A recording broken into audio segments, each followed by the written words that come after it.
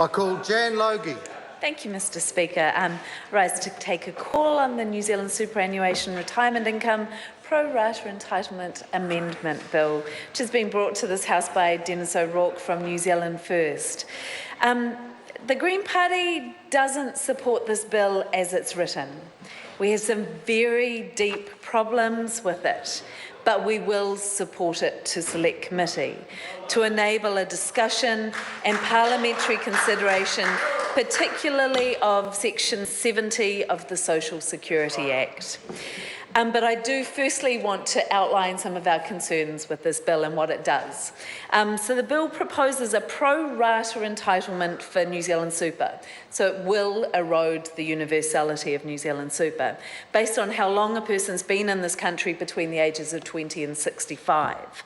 Currently, the requirement to receive New Zealanders Super is that a person has been present and resident in New Zealand for at least 10 years since attaining the age of 20, including 5 years after the age of 50.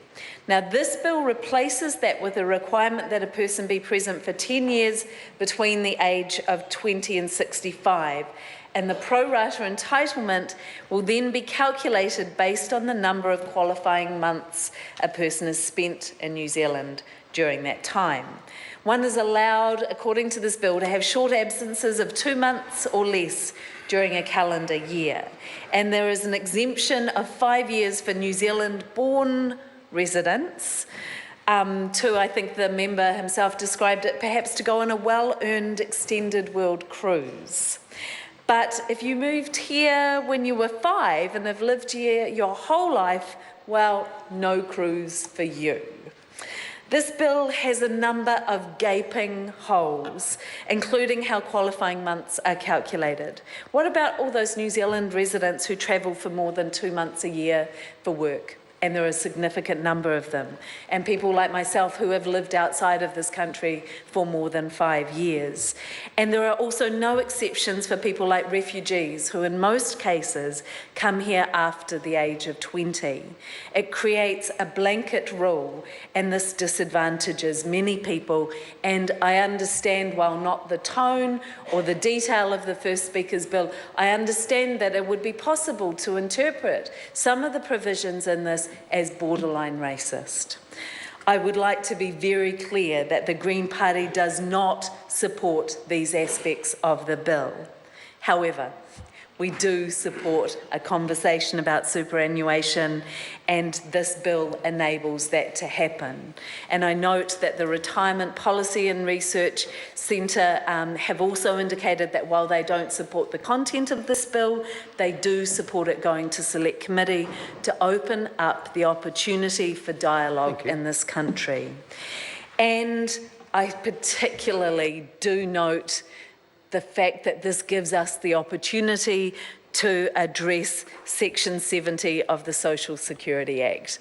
I worked for a Member of Parliament who was the spokesperson for superannuation 8 or 9 years ago, and I remember back then getting the letters from people who were not able to get New Zealand superannuation because they had, out of their own pay overseas, paid into a foreign pension scheme that now that was just taken out of New Zealand Super, so they weren't able to access New Zealand Super, or who had a New Zealand partner who now was no longer able to access New Zealand Super because they had paid out of their own wages into a voluntary scheme overseas. And that is patently unjust and does create very strange anomalies in our system. And I understand that approximately 70,000 pensions are affected by this provision.